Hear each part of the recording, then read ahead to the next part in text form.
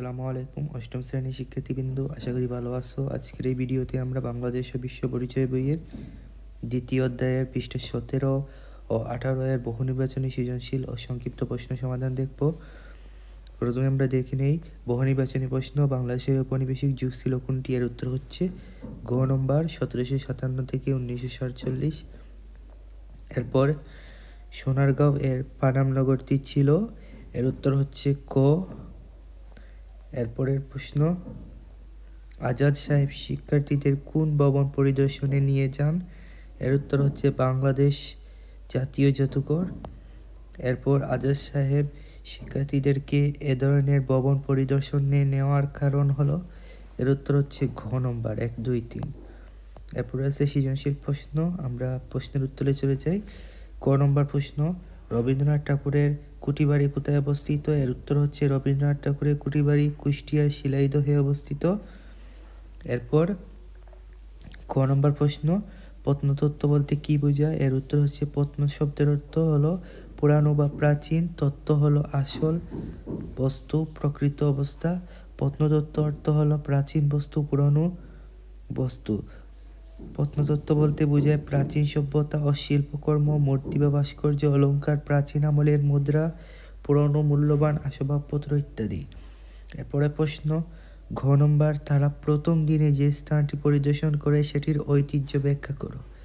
এর উত্তর হচ্ছে হিসাম ও পারিসি প্রথম দিন যে স্থানটি পরিদর্শন করেন সেটি হচ্ছে ঐতিহ্যবাহী সোনারগাঁও। সোনারগাঁও একসময় সুলতানি আমলে বাংলার রাজধানী ছিল। পরবর্তী মুঘল যুগে এর গুরুত্ব কমে যায়, কিন্তু তখনও মসলিন শাড়ির উৎপাদন ও ব্যবসায় কেন্দ্র হিসাবে এর খ্যাতি ছিল।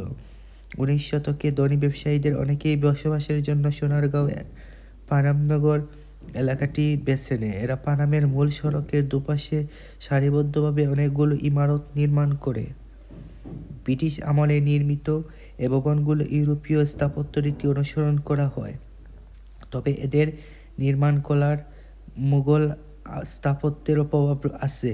অট্টালিকাগুলো সাজানো হয়েছিল রঙিন মোজাইকে। পানামের আশপাশে আরও একটি চমৎকার ইমারত এখনও টিকে আছে। এগুলোর মধ্যে সর্দার বাড়ি বা বড় সর্দার বাড়িতে এখন স্থাপত্য রয়েছে লোকশিল্প জাদুঘর। রঙিন মোজাইকের নানা কারুকাজে শোভিত হয়েছে সর্দার বাড়ি। সুতরাং হিসাম ও পার্সির প্রদর্শিত স্থানটি স্থাপত্য শিল্প ও সাংস্কৃতিক শিল্পের প্রেক্ষিতে একসময় সোনারগাঁও বিখ্যাত ছিল। নম্বর প্রশ্ন, দ্বিতীয় দিনের ভ্রমণ কিভাবে তাদের ঐতিহ্য সচেতন করবে? মতামত সহ ব্যাখ্যা করো। এর উত্তর হচ্ছে, দ্বিতীয় দিনে বিভিন্ন স্থান থেকে প্রাপ্ত পুরাকীর্তির নিদর্শন দেখার মাধ্যমে তারা অতীত সভ্যতা, জীবনযাপন ও সংস্কৃতি সম্পর্কে বাস্তব ধারণা পাবে। কেননা বাংলাদেশের পুরাকীর্তিগুলো থেকে পাওয়া অনেক প্রত্ন নিদর্শন জাদুঘরে সংরক্ষণ ও প্রদর্শন করা হয়। তাই এসব প্রত্ন সম্পদ দেখে দেশের পুরনো ইতিহাস ও ঐতিহ্য সম্পর্কে ধারণা লাভ করা যায়। যেমন ঢাকায় রয়েছে আমাদের জাতীয় জাদুঘর, এছাড়া নানা প্রত্নস্থলে জাদুঘর ও রয়েছে প্রচুর প্রত্ন সম্পদ। বাংলাদেশের জাতীয় জাদুঘরের গ্যালারিতে সারা দেশে প্রত্ন নিদর্শনের সঙ্গে প্রদর্শন করা হয়েছে বাংলার নবাব, জমিদার ও ইংরেজ শাসনামলে বেশ কিছু প্রত্ন সম্পদ। এর মধ্যে উল্লেখযোগ্য হচ্ছে দিনাজপুরে মহারাজার ব্যবহার করা দ্রব্য, হাতির দাঁতের কাজ করা শিল্পকর দ্রব্য, বলদারার জমিদার নরেন্দ্র নারায়ণ রায় চৌধুরীর সংগ্রহ থেকে আনা পোশাক, হাতির দাঁতের নানা কারুকাজ ও ডাল তলোয়ার। তাছাড়া এখানে রাখা রয়েছে নাটোরের ডিগাপাটিয়ে জমিদারদের ব্যবহার করা দ্রব্য, পোশাক, ডাল তলোয়ার ও সিংহাসন, এবং ঢাকার নবাবদের ব্যবহার করা কারুকার্য খচিত পোশাক ও জিনিসপত্র। এছাড়া কোনো কোনো আঞ্চলিক জাদুঘর ও সংগ্রহশালায় নানা প্রত্ন নিদর্শন প্রদর্শনের জন্য রয়েছে। অতএব বলা যায়, দ্বিতীয় দিনে বিভিন্ন স্থান থেকে প্রাপ্ত পুরাকীর্তির নিদর্শন দেখার মাধ্যমে তারা অতীত সভ্যতা, জীবনযাপন ও সংস্কৃতি সম্পর্কে তার বাস্তব ধারণা পাবে। এরপর সংক্ষিপ্ত প্রশ্ন। 1 নম্বর, পানামনগরের স্থাপত্য নিদর্শন উল্লেখ করো।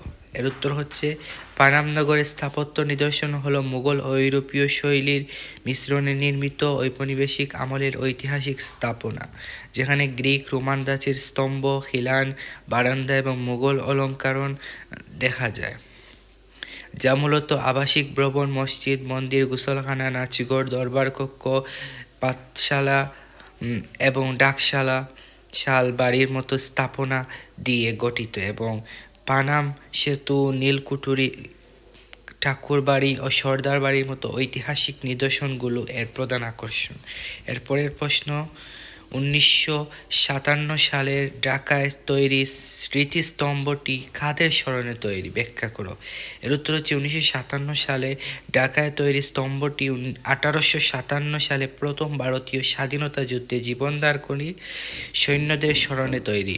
1857 সালে ব্রিটিশ সেনাবাহিনী এদেশীয় সৈন্যরা ইংরেজদের বিরুদ্ধে বিদ্রোহ করে স্বাধীনতা যুদ্ধ শুরু করে। ইংরেজরা একে বলে সিপাহী বিদ্রোহ। এ যুদ্ধে এদেশীয় সৈন্যরা পরাজিত হয়। বিদ্রোহী সৈন্যরা যারা ঢাকায় ইংরেজদের হাতে বন্দী হন, তাদের ঢাকায় আন্টাগড় ময়দানে গাছের সাথে ঝুলিয়ে ফাঁসি দেওয়া হয়। এ যুদ্ধে জীবনদানকারী সৈনিকদের স্মৃতিতে এখানে 1957 সালে নির্মিত হয় একটি স্মৃতিস্তম্ভ। এরপর 3 নম্বর প্রশ্ন, বাংলাদেশ জাতীয় জাদুঘরে কি কি প্রত্নসম্পদ রয়েছে? এর উত্তর হচ্ছে জাতীয় জাদুঘরে বাংলার নবাব, জমিদার ও ইংরেজ শাসনামলে বিভিন্ন প্রত্নসম্পদ রয়েছে। এখানে রয়েছে দিনাজপুরের মহারাজার ব্যবহার করা দ্রব্য ও হাতির দাঁতের কারুকাজ করা শিল্পদ্রব্য, বলদার জমিদার নরেন্দ্র নারায়ণ রায় চৌধুরীর পোশাক, ডাল তরোয়ার এবং নাটোরের দীঘাপাটিয়ার জমিদারদের সিংহাসন সহ নানা সামগ্রী এখানে স্থান পেয়েছে। 4 নম্বর প্রশ্ন, ঐতিহাসিক স্থানগুলো আমাদের ভ্রমণ করা উচিত কেন? এর উত্তর হচ্ছে ঐতিহাসিক স্থানগুলো ভ্রমণের মাধ্যমে আমরা অতীতকালের মানুষের সামাজিক, সাংস্কৃতিক অবস্থা, জীবনযাত্রা, বিশ্বাস, সংস্কার, রুচি বা দৃষ্টিভঙ্গি ইত্যাদি সম্পর্কে ধারণা লাভ করতে পারি। এর ফলে আমাদের অতীত, ইতিহাস ও ঐতিহ্য সম্পর্কে আমাদের জ্ঞান লাভ হয়। এজন্য ঐতিহাসিক স্থানগুলো আমাদের ভ্রমণ করা উচিত।